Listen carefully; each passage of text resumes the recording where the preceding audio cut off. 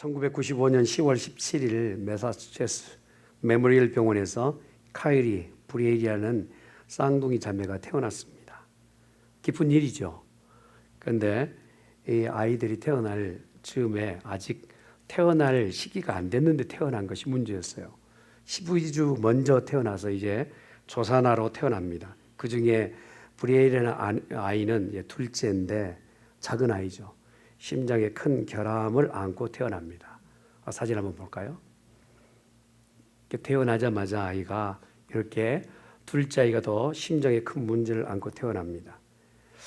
어쩔 수 없이 이 아이들을 인큐베이터에 놓고 양육하는데 큰 아이는 건강하게 그래도 자라나지만 둘째 아이가 브리엘이 예상보다도 더 힘겹게 정말 사경을 헤매면서 싸움을 벌이는 그런 가운데 하루하루를 그냥 버티고 있습니다.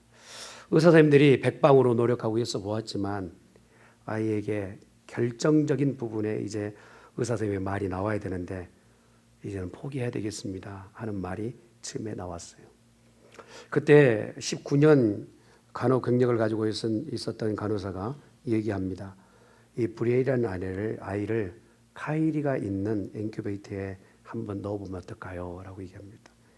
이건 원래 병원의 원칙으로는 맞지 않는 일이었고 또 함부로 할 수 없는 일이었지만 부모의 허락을 받아서 두 아이를 한 인큐베이터에 넣습니다. 놀라운 일이 일어났어요. 한 인큐베이터에 들어간 이 카이리 언니가 동생의 어깨 위에 손을 넣는 거예요. 그러나 껴안는 거예요. 간호사가 이렇게 손을 들어서 동생의 어깨에 올린 게 아니라 이 언니인 카이리가 이렇게 한 겁니다. 이 장면을 보고 너무 놀래가지고 사진을 찍은 장면이 지금 이 사진입니다. 더 놀라운 것은요, 이렇게 사경을 헤매던 브리엘이 언니가 손 얹는 그 시간부터 심장의 박동수가 정상으로 되돌아와요. 그리고 건강한 모습으로 두 아이가 태어나게 됩니다. 그래서 지금은 이렇게 아가씨가 됐어요. 잘 성장해서 서로가 둘도 없는 친구 마냥 그렇게 자라납니다. 사랑이라는 단어, 우리가 생각할 때는 그냥 무작정 값싸게 불려진 유행가 가사처럼 그런 우리 입에서 나오는 값싼 내용이 아니라 사랑이라는 것은요, 죽어가는 사람도 살려내는 권세와 능력이 있다는 거예요. 누군가를 사랑할 수 있다면, 누군가에게 사랑을 받는 사람이라면 그 사람은요, 죽을 위치에서도 살아날 수 있는 큰 힘을 얻게 되는 거예요. 어느 저명한 소아과 전문의가 체중 미달에 연약한 아이들을 치료할 때 특별한 방법에 대해서 얘기합니다. 내가 이 소아과 아이들을 다시 건강하게 치료할 수 있는 방법은 의학으로도 다 안 되는 부분들이 있습니다. 그래서요, 처방할 때마다 이렇게 계속 순시할 때마다 이 선생님이 차트에다가 이렇게 쓴다고 합니다. 이 아기는 3시간마다 사랑을 받아야 합니다. 3시간마다 사랑해 라고 하는 이 약을 받아야만이 이 아이는 건강하게 자라날 수 있습니다 라고 하는 그런 유명한 말을 남겼다고 그래요. 오늘 예배에 참여하신 귀한 가족들 여러분, 가족 여러분, 여러분의 표정을 보니까 사랑이 많이 필요한 것 같아요. 정말 많이 필요한 것 같아요. 옆에 있는 분 보면서 사랑합니다 한번 인사하시죠.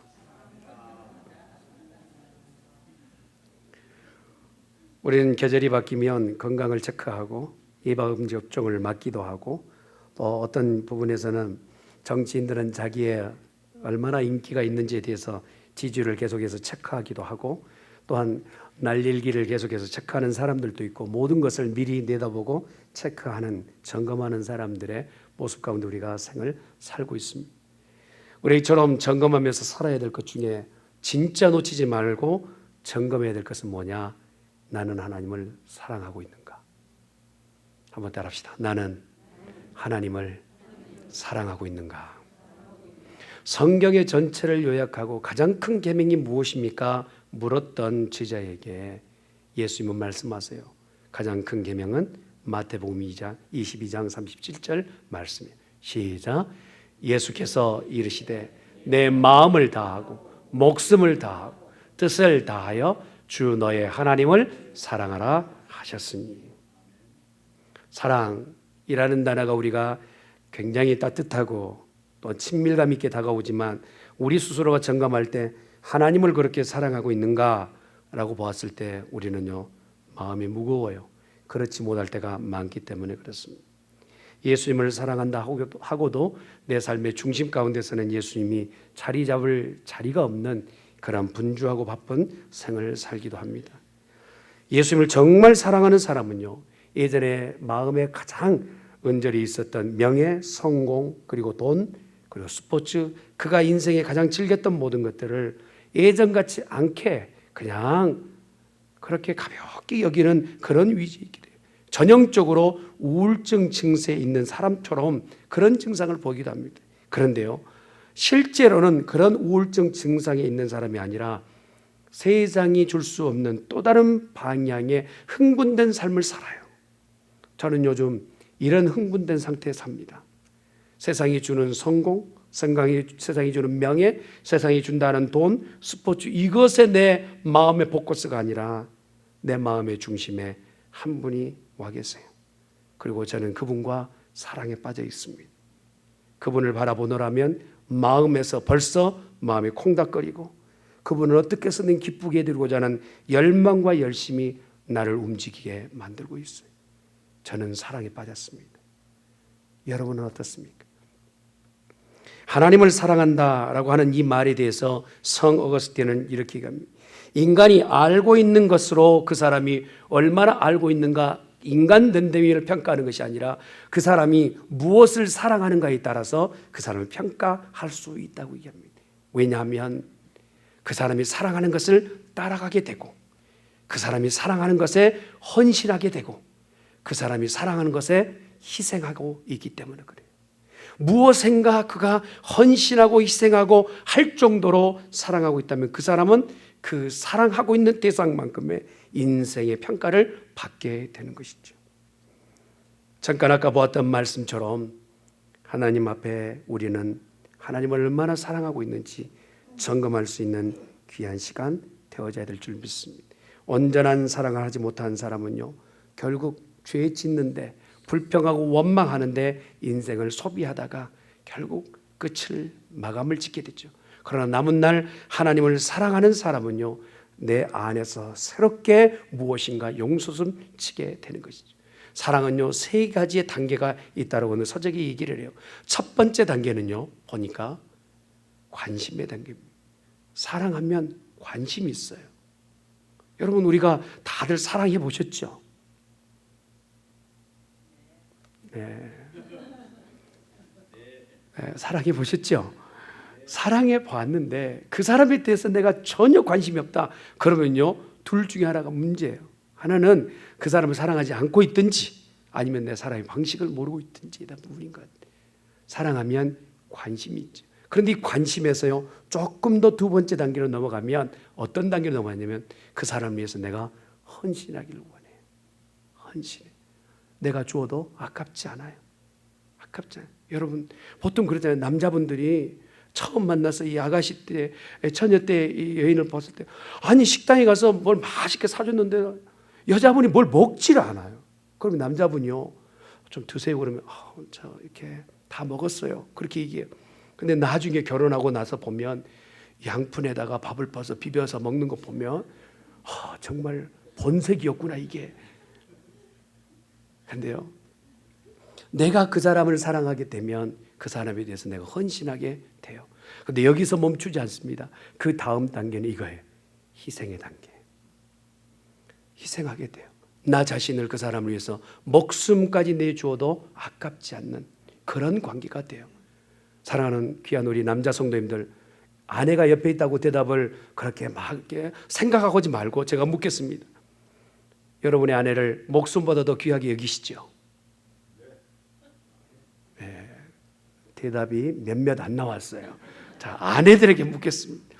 아내들이요, 남편을 여러분의 목숨보다 더 귀하게 여기시나요? 억지로 나온 질문 같아요. 그런데요, 여기서 우리가 웃고 넘어가지만 하나님을 사랑할 때도 단계별로 결론이 나온다는 거예요. 내가 하나님 앞에 얼마나 관심을 갖고 있는지에 따라서 결론이 나오고, 내가 하나님을 사랑하는 그 헌신의 정도에 따라 결론이 나오고, 내가 하나님을 사랑하는 그 희생의 양만큼 결론이 나온다는 거예요. 어떤 사람은요 30년 40년 그렇게 신앙생활하는 것 같은데 하나님의 일에는 전혀 관심이 없어요. 그냥 교회만 들락거리는 것이죠. 그러면서 하나님을 사랑한다 말로는 그렇게 사랑을 해요. 그러나 삶의 결정이 있어서 보니까 무엇인가 변화가 전혀 없고, 하나님을 사랑한다면 성경적인 그런 일들이 일어나야 되는데 내 삶에는 전혀 영향 없는 삶이 계속되고 있는 거예요. 또한 내가 희생해야 되고 헌신해야 되는데 조금이라도 희생하려면 내가 정말 교회의 모든 일을 하는 것처럼, 하나님의 일을 내가 혼자 하는 것 같처럼 그렇게 내 보이려고 하는 모습이 보일 때가 많아요. 사랑하면요 줘도 아깝지 않아요. 많이 먹어도 많이 먹은 것이 예뻐 보여요. 저희 집에서요 아내가 밥을 비벼 먹어도 그렇게 사랑스러워요. 존 비어 목사님이 이런 얘기를 했어요. 하나님이 나를 사랑하시는가에 대한 질문을, 목사님인데도 질문을 던집니다. 근데요 그럴 수도 있죠. 이분이 지금 아주 유명한 책을 많이 썼지 않습니까? 기독교인으로서 꼭 읽어야 될 책들에 대한 부분들을 아주 굉장히 디테일하게 깊이 있게 쓴 분이 바로 존 비어 목사님, 세계적 기독교 작가이시죠. 그분의 책이나 강의 내용들 가운데서는 음란한 것에서 성도들은 나와야 된다라고 아주 공격적 강의들은 오이들 가운데서 들어보아야 될 얘기들이. 그런데 그분이 이제 길을 가다가 하나님 나를 사랑하시나요? 그러다 갑자기 하나님께서 이 존 목사님에게 자기의 마음에도 음성을 주시는 거예요. 존, 내가 나를 보살피는 것보다 나는 너를 더 사랑한다 라고 얘기하세요. 처음에 들었을 때는 이게 혹시 나에게 시험을 던지는 사탄의 말이 아닌가, 하나님이 어떻게 당신을 살피는 것보다 나를 더 사랑한다 하시지? 라는 이 답이 이해가 되지 않은 거예요. 그리고 되물었어요. 아니 하나님, 이렇게 부담스럽게 너무 무겁게 하나님 자신을 보살피는 것보다 나에게 더 관심 갖고 계신다고요. 보잘것없이 별 볼 일 없는 나를 그렇게 하나님이 나를 사랑하신다고요? 라고 물어봐요. 그래, 그러면서 그러면 나를 그렇게 사랑하신다고 말씀하시는 성경의 구절을 저한테 알려주세요 했더니 베드로전서 2장 24절의 말씀을 주세요. 같이 봅니다. 시작. 진이 나무에 달려 그 몸으로 우리 죄를 담당하셨으니 이는 우리로 죄에 대하여 죽고 의에 대하여 살게 하려 하심이라. 그가 채찍에 맞음으로 너희는 나음을 얻었나니. 누가 십자가에 매달렸느냐? 너냐 나냐? 말씀하세요. 주님이시죠. 그러면 누구를 위해서 십자가에 못 박혀 죽었느냐? 저를 위해서죠. 나는 나 스스로를 보살피지 않기까지 너를 사랑한 여호와니라 말씀하십니다. 그러면서 로마서 5장 8절의 말씀을 다시 되새겨 주십니다. 시작. 우리가 아직 죄인 되었을 때 그리스도께서 우리를 위하여 죽으심으로 하나님께서 우리에게 대한 자기 사랑을 확증하셨습니다. 하나님께서 우리를 사랑하시는 것을 성경에 못 박아 말씀하고 계세요. 하나님은 나를 사랑하지 않으셔? 혹시라도 무지하게 이란 말을 할 필요가 없어요. 하나님 우리를 사랑하고 계세요. 믿으시면 아멘.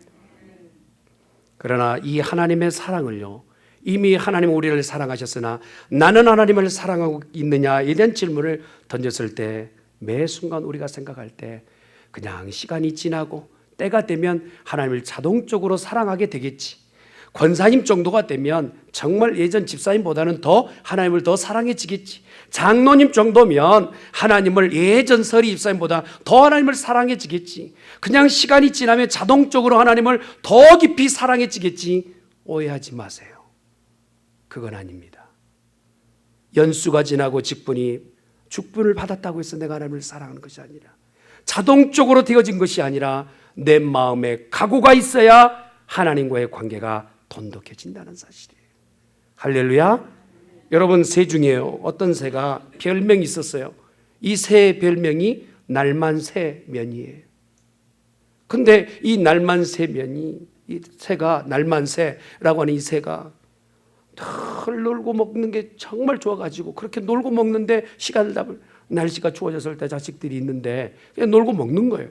그러다가 이제 밤이 쌀쌀해지니까 아빠 너무 추운데요, 집을 우리도 다른 집처럼 지어야 되지 않을까요? 그랬더니 아버지 새가 얘기하는, 날만 새면, 그렇게 얘기해요. 날만 새면.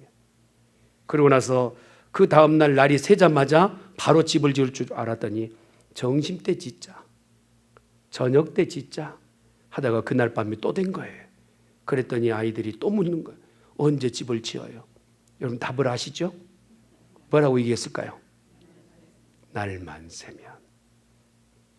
그런데 결론은요, 추운 겨울에 온 가족이 다 몰사했어요. 그래서 그 새 종류는 지구상에 존재하지 않는다는 미확인 보도가 있어요. 사랑하는 성도 여러분, 날만 새면 되어질 것 같죠? 성도요, 그냥 날만 새면 믿음이 바로 성장할 것 같죠? 아니에요.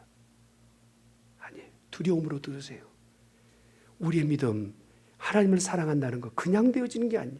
오늘 성경에 기록되는 말씀들을 보면 하나님을 사랑하면 내가 이런 복을 주겠다고 말씀하세요. 너무나 많은 복을 쏟아부어 주세요. 왜 이런 복들을 주시면서 하나님을 사랑하실까? 하나님과 성도의 관계가 완만하게 되고 원활하게 되었을 때 하나님께서 부어주시는 복들이 있단 말이에요. 여러분 신명기 7장 12절에 13절에 보면 한번 같이 읽습니다. 시작.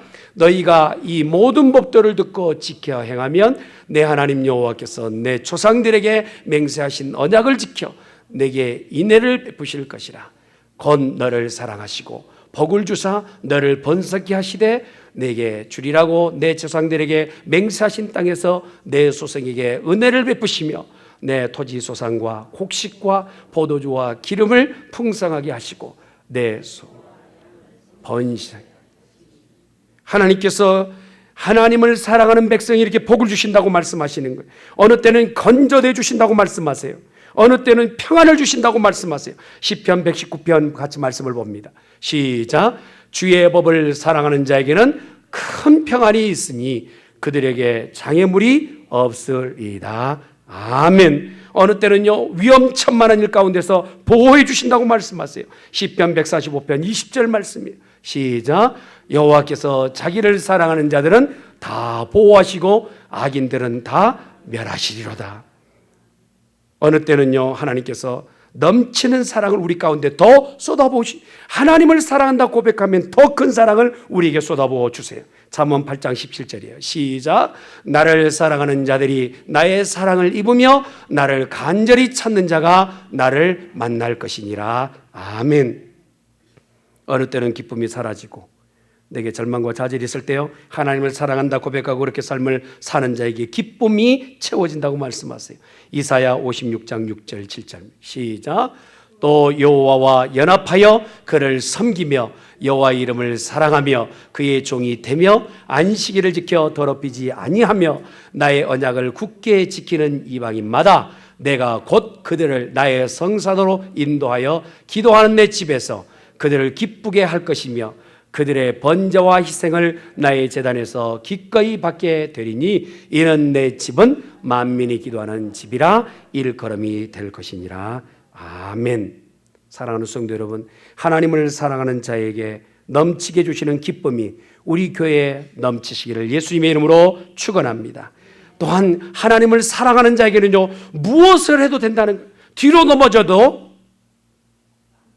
코는 안 깨지고 척추가 바로 세워진다는 거예요. 자, 로마서에 기록되는 말씀 8장 28절 시작. 우리가 알거니와 하나님을 사랑하는 자 곧 그의 뜻대로 부르심을 입은 자에게는 모든 것이 합력하여 선을 이루느니라. 아멘. 하나님을 사랑하는 자는 인생이 바뀝니다. 하나님을 사랑하는 자는요, 내가 구하지 않아도 하나님께서 채워주십니다. 그리고 내가 하나님으로부터 공급받지 않는다 할지라도 하나님 한 분만으로도 만족하는 인생이 될 줄 믿습니다. 인생이요, 하나님 외에 다른 것으로 또 채워야 되겠다 말하는 것은 교만이요, 과욕이에요. 하나님 한 분만이면 내 인생은 되는 줄 믿습니다. 사람이 많이 가졌다 할지라도 그 인생에 아직도 헐떡거리며 갈급한 인생이 얼마나 많은지 몰라요. 주의 사랑에 떠나버린 인생은요, 바닷물을 들어 삼키고 계속적으로 갈증을 느끼는 인생처럼 되어진다는 것입니다. 그래서 어느 때는요, 고난이 와도 어려움이 와도 하나님을 사랑하는 자는요, 고난 때문에 더 기뻐할 수 있는, 이 고난 이후에 나를 연단하여 정금처럼 내어놓으실 하나님을 믿고 있기 때문에 그렇습니다. 그러나 사탄은요, 갖가지 책략으로 다 동원해서 하나님과 하나님의 은혜의 그 용접으로 봉합되어 있는 그 관계를 어떻게 해서든지 끊어내려고, 하나님과의 관계에서 끊어내려고, 이런 유혹과 계략과 책략 가운데 넘어지는 성도들이 수두룩하다는 것이 오늘 본론의 내용이에요. 본문의 배경이 그렇습니다.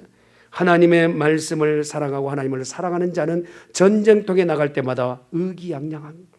전쟁터에 나갈 때의 사기가 중천에 있으면 전쟁에 승리할 수 있어요. 그러나 나가는 병사가 그냥 걸음이 터벅터벅 나간다면 어떻게 되겠어요?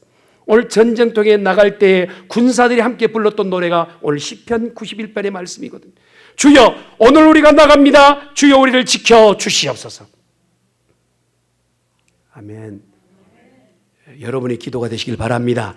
주여, 내가 오늘 어려움 가운데 있습니다. 나를 건져 주시옵소서. 주여, 내가 가난함의 가운데 있습니다. 나를 부유하게 하여 주시옵소서. 이렇게 기도하며 나갔던 시편이 91편이란 말이에요. 그럴 때 그들에게는 두려움도 염려도 근심도 걱정도 없는 그러한 거룩한 군대가 된 것이죠. 오늘 읽었던 말씀을 보니까 하나님이 약속하신 것 5가지가 있어요. 그 중에 첫 번째가 무엇이냐면, 나를 알고 건져내기를 위해서 하나님을 사랑하는 자는 건져주리라 말씀하세요. 말씀을 같이 봅니다. 시작. 하나님이 이르시되 그가 나를 사랑한즉 내가 그를 건지리라. 아멘. 여기서 보여지는 하나님이 그가 나를 사랑한즉이라고 하는 이 사랑은요, 아가페의 단어가 아니에요. 우리가 보는 하샤크라고 하는 단어, 독특한 단어를 썼어요. 이 하샤크라는 단어는요, 구약성경에 8번밖에 나오지 않습니다.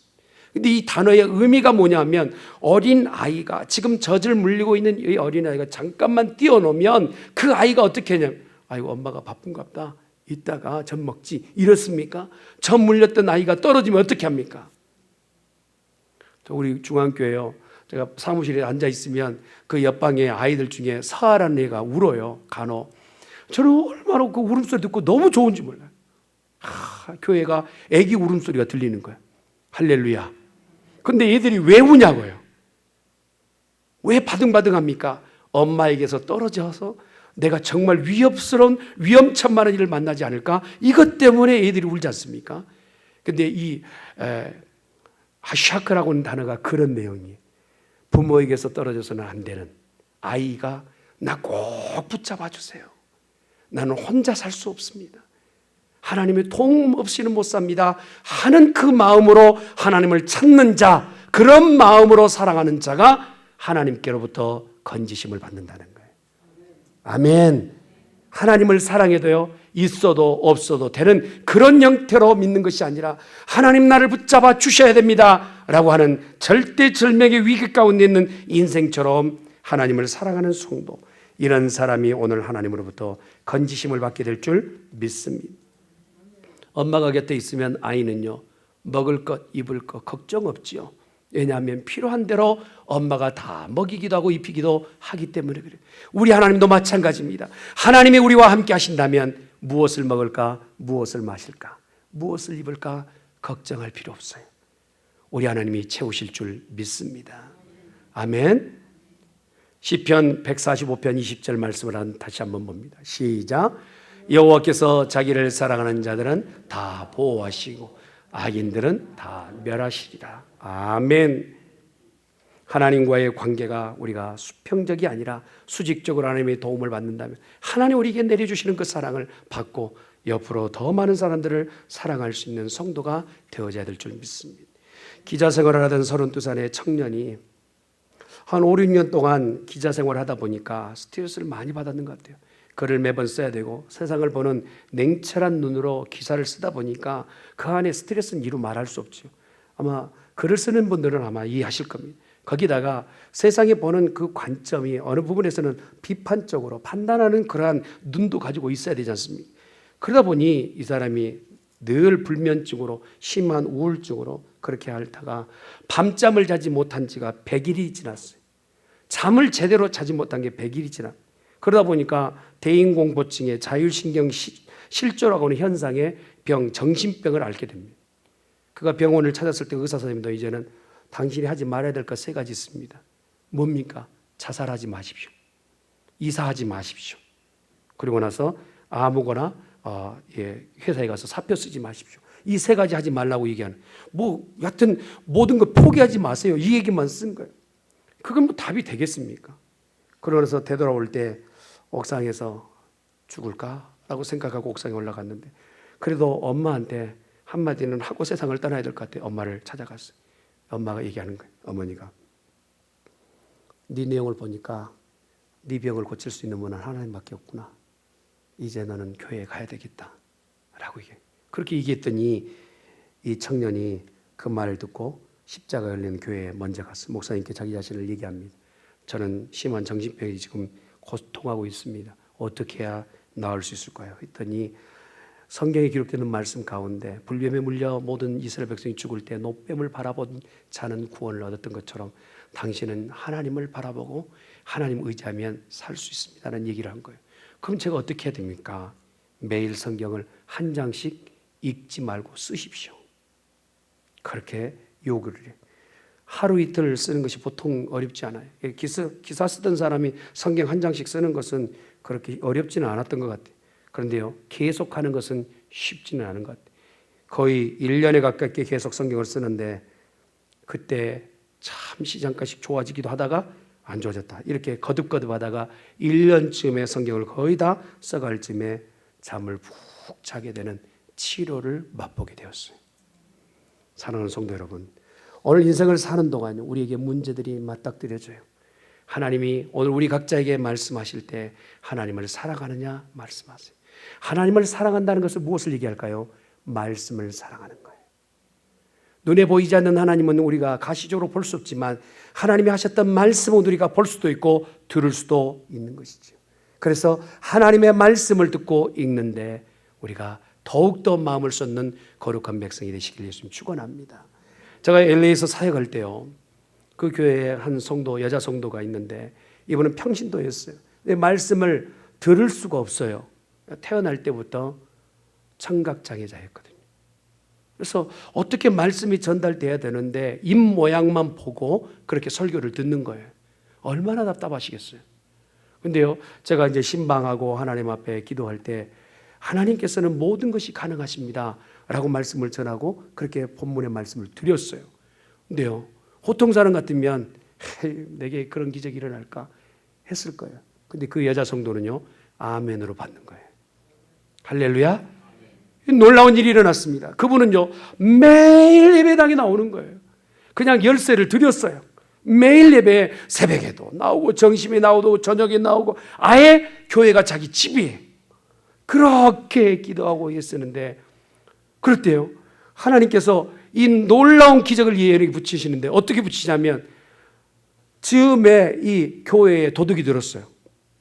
도둑이 들었는데 이 뒤쪽에 이 예배당 방송실 쪽에 방송 기자재를 가져가려고 아이들이 손을 대고 있는데 뭐 꼼지락꼼지락 하는 소리가 들리니, 여러분 이 여인이 청각장애라고 제가 말씀드렸죠. 아무것도 듣지 못하는 분이에요.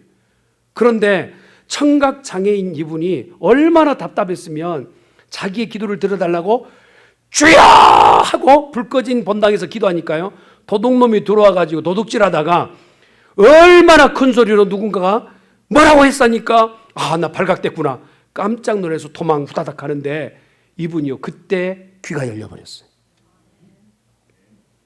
남의 일이라고 하면 안 하면 안 돼요. 도망가는 도둑놈의 소리를 듣고요, 누구야 하면서 또 뒤쫓아가서 그러면서 저를 부른 거예요. 그래서 그 아이들을 검거했어요. 그러면서 그 뒤부터는요, 이제는 전도자가 된 겁니다. 말은 아직 어눌해요. 듣는 것이 익숙지 않았던 분이기 때문에 어버버 하다가 이제는 단단한단을 얘기하는데요, 나를 만나주신 하나님, 나를 사랑하신 하나님, 나도 주님을 사랑합니다 하면서 복음을 전하는데 그가요, 복음 전도자로 삶을 인생을 사는 거예요. 사랑하는 성도 여러분, 하나님 오늘 또 무한하신 능력을 가지고 계신 전능하신 하나님 줄 믿습니다. 하나님을 사랑하되 정말 건져 주시옵소서, 구원하시옵소서, 나를 구원해 주시옵소서라고 믿고 구하는 복된 우리 모두가 되어야 될 줄 믿습니다. 두 번째, 하나님께서 우리에게 주신 복이 뭡니까? 같이 한번 봅니다. 시작. 그가 내 이름을 안즉 내가 그를 높이리. 여러분, 하나님을 아십니까? 라고 물으면 우리 각자가요, 목사님 괜한 질문 하시네요. 그런데요, 우리 성도들 각자에게 다시 물어보면 하나님의 축복도 복도 몰라요. 하나님의 연단도 몰라요. 하나님의 심판도 두려워하지 않아요. 하나님의 섭리도 잘 몰라요. 하나님의 때가 어떤 때인지도 몰라요. 하나님이 지금 무엇을 하고 계신지 원망과 불평만 하지 하나님께 내 뜻과 의지를 내 표현하는 그것에 혈안이 되는 성도들이 많다라는 거예요. 그러나 오늘 하나님 우리에게 요구하신 건 뭡니까? 네가 나를 안지기라고 얘기하세요. 여기서 안다는 것은 하나님이 어떤 경륜과 어떤 섭리 가운데 있는지 명확하게 알고 내가 지금 어려움 가운데 있으나 하나님이 이 어려움이 지나고 나서 분명히 하실 일들을 의심 없이 믿는 아는 단계에 있는 사람이, 그런 사람은 어떻게 됩니까? 하나님이 그를 높이신다고 말씀하세요. 이 높이신다는 단어는요, 안전한 성에 두신다. 요새가 아주 초롱성과 같은 요새 가운데 두시고 어느 누구도 그를 함부로 할 수 없는 위치에 두겠다고 말씀하시는 거예요. 신분도 높여주시고 영광의 자리에 있게끔 해 주신다고 말씀해 주시는 거예요. 성경에 기록되는 한나라는 여인을 보세요. 그 여인은 비참한 남편의 사랑을 받지만 아이가 없는 것 때문에 그 첩에 의해서 그 동서의 손에 입에 의해서 얼마나 수모스러운 얘기를 듣습니까? 그럼에도 불구하고 그가 최종적으로 하나님께서 이루실 일들을 믿고 기도합니다. 하나님 앞에 늘 기도하는 여인이, 그때 그가 얻어낸 결과는 뭡니까? 사무엘상 2장 7절의 말씀이에요. 시작. 여호와는 가난하기도 하시고 부하기도 하시며 낮추기도 하시고 높이기도 하시는도다. 사랑하는 성도 여러분, 어느 때 하나님께서 나를 높이셨을 때 내가 잘난 모습으로 교만하기도 하고 나를 낮추셨을 때는 하나님 어디 계십니까? 원망하는 성도가, 이 파도를, 영적 파도를 타지 못하는 성도가 있어요. 그러나 하나님이 나를 높이시거든 하나님께 영광을 돌리고 나를 낮추시거든 하나님을 높이시는 귀한 성도가 되어져야 될 줄 믿습니다. 나를 부귀 영화 가운데 있게끔 하신다는 그 하나님은 하나님이 주시는 복만이 우리에게 있게 된 줄 믿습니다. 명심보감에 보면요, 부귀는 죄천이란 뜻입니다. 부귀는 제천이란 말이 있다고 그래요. 부자는요, 아무나 되는 것이 아니고 하늘이 주시는 것이다 라는 의미가 있겠죠. 그러면 하늘이라는 개념은 구름입니까? 해입니까? 아니면 별입니까? 부유하게끔 하시는 것조차도요, 하나님이 허락해 주셔야 가능한 줄 믿습니다. 이 땅에 사는 동안 어떤 사람은요, 하나님께서 내게 생명 주신 것은 인정하지만 가난하게 하시고 부하게도 하신 것에 대해서는 내가 열심히 벌어들인 것 때문에 부하게 됐고 내가 제대로 못해서 그렇다지만 하나님께서는 이 모든 것의 뜻과 계획을 두고 계신다는 사실을 기억하는 성도가 되어져야 될 줄 믿습니다.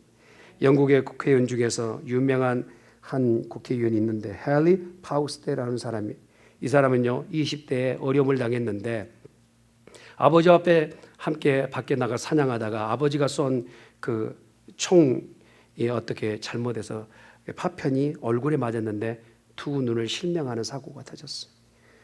20대 청년이 눈을 잃었다 생각해 보세요. 아버지도 충격받고 아들도 충격받았어요. 그래서 날마다 아버지는 아들에 대한 죄책감 때문에 내가 언제 죽어야 되나 그날만 새고 있고, 또한 아들도 내가 이렇게 살면 어떻게 하고 그렇게 날마다 한탄스러운 삶을 살아요. 그래서 어느 날 헨리가 그냥 밤늦은 시간인데 무슨 소리가 들려 밖에 나가 이렇게 보았더니 심하게 통곡하는 소리가 들려. 그 소리를 보았더니 아버지가 그 아들을 놓고 울면서 하나님 앞에 기도하는 소리였어요. 하나님, 내가 더 살아 뭐합니까? 자식은 저렇게 어려운데 내게는 소망이 없습니다 하는 마음으로 계속 울며 정말 그 표하는 그 짐승이 표하듯이 그렇게 우는 소리를 이 아들이 들은 거예요. 너무 충격적이어서 그 아들이 아버지에게 이렇게, 아버지, 제가 정신 차리고 소망을 갖겠습니다. 대신 아버지가 저를 위해서 해주실 일이 있습니다. 무엇 해줄까? 성경을 읽어주시고 온갖 책을 읽어주십시오 라고 요청합니다. 그리고 나서 책을 읽고 나중에는 이제 영국 국회의원 중에서 가장 인정받고 존경받는 국회의원, 맹인 국회의원이 됐다 합니다. 우리가요, 절망과 좌절은 누구에게나 있죠. 그럴 때 우리의 자세는 어때야 되느냐? 하나님이 이 모든 절망과 좌절 가운데서도 건져내실 수 있고 나를 영화롭게 하실 하나님인 것을 믿는 성도가 되어져야 될 줄 믿습니다. 하나님을 사랑하는 자는 응답을 받게 되어 있어요. 91편 15절에 기록되는 말씀을 같이 봅니다. 시작. 그가 내게 간구하리니 내가 응답하리라.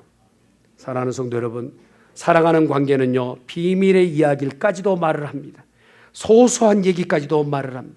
성도와 하나님과의 관계는 어떤 관계냐? 내가 가지고 있는 모든 문제를 하나님 앞에 고할 수 있는 기도와 응답의 관계인 줄 믿습니다. 그럼에도 불구하고 우리는요, 기도하지 못하는 이유가 뭐냐면 기도해서 응답한 경험이 없거든요. 응답을 받았다 하더라도 예전의 얘기거든요. 매 순간마다 하나님께서 내가 기도할 때마다 응답하신다는 것을 확신하는 성도는요, 기도하지 않을 수 없어요. 기도하면 하나님 분명히 들어주시는데 기도하지 않을 수 있겠습니까? 오늘 말씀하지 않습니까? 그가 내게 간구할 때 내가 그에게 응답하리라 말씀하세요. 저는 우리 중앙교회가 하나님을 사랑함으로 기도할 때마다 응답받는 성도가 되기를 예수님의 이름으로 축원합니다. 요한복음 16장 24절의 말씀이 그거예요. 시작. 지금까지는 너희가 내 이름으로 아무것도 구하지 아니하였으나 구하라. 그리하면 받으리니 너희의 기쁨이 충만하리라. 아멘. 하나님은 오늘 우리의 기도에 응답하시게 하여 준비하고 계신 줄 믿습니다. 기도하지 않기 때문에 응답받지 못한다고 성경은 못 박아 말씀하고 계세요. 사랑하는 성도 여러분, 우리 중앙교회가 이제 두 번째 생일을 맞이해 옵니다. 어떻게 우리 교회가 발전해가기를 원하십니까? 저는요, 성도가 늘고 더 많은 부유한 그런 교회가 되는 것보다 온 교회 성도들이 함께 모여 기도하는 교회가 되기를 원합니다. 하나님 앞에 어려울 때마다 엎드려 기도하며 밤이고 낮이고 새벽이고 온통 기도하는 소리가 왕왕거리는 그런 교회, 그 교회는 오늘 하나님께서 원하시는 교회가 될 줄 믿습니다. 어쩔 때 일이나 터지면 그때 하나님 앞에 나와 기도하는 그 정도가 아니라 정한 일에 하나님 앞에 마음을 정하고 기도하는 복된 우리 중앙교회 되어지시기를 예수님의 이름으로 축원합니다. 또한 오늘 읽었던 말씀 가운데 보면 91편 15절 하반절의 말씀은 이렇게 말씀합니다. 시작. 그들이 환난 당할 때 내가 그와 함께하여 그를 건지고 영화롭게 하리라. 하나님이 우리와 함께 하신다는 복보다 더 큰 복이 어디 있을까요? 에녹은 하나님과 300년 동안 동행한 복을 받았어요. 그 복을요, 누가 또 다시 받습니까? 노아가 받습니다. 후손이 보았을 때요, 무드셀라가 내 아버지를 보니 공중에 그냥 또 올라가는 거예요. 하나님과 동행하더니 또 올라가는 그 장면이 너무 어제 일과 같이 하루하루 사는 동안 너무 충격인 거예요. 그 모습을 볼 때 손자에게 계속 얘기하다가 노아에게까지 얘기하는 거예요.